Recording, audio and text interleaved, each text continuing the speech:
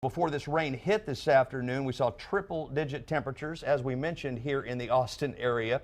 And while school isn't back in session quite yet, many high school football players are back for the first day of football practice. KXAN meteorologist David Yeomans joins us to explain how they try to stay cool. They are trying. And Jim, as you well know, being a referee yourself, high school football here in Texas is a bit like a religion here. But as important as it is to communities across our state, we of course don't want to put the players' health in jeopardy during the dog days of summer.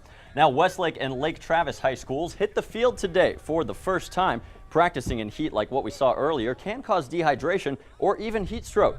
Doctors say it's important to always stay hydrated, while players say the heat is just part of the game. It's kind of just there. We got used to it, and it builds character out here, so I don't mind it. I really don't. The best thing to do is to start an hour or two before you engage in the activity, and then every 30 minutes to an hour you need to have some water intake during the activity.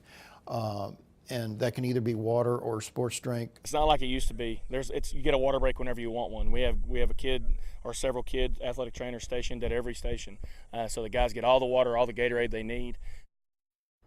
Now, having to take constant breaks along with other rules do have some coaches concerned. They say players may not be getting the practice that they need before the first game comes.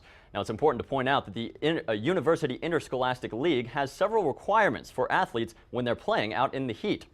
Now, for example, all preseason football practices must begin with 4 days of getting acclimated to the heat. This is essentially a low-impact time period. During those 4 days, helmets are the only piece of protective equipment athletes can wear, and no contact is allowed.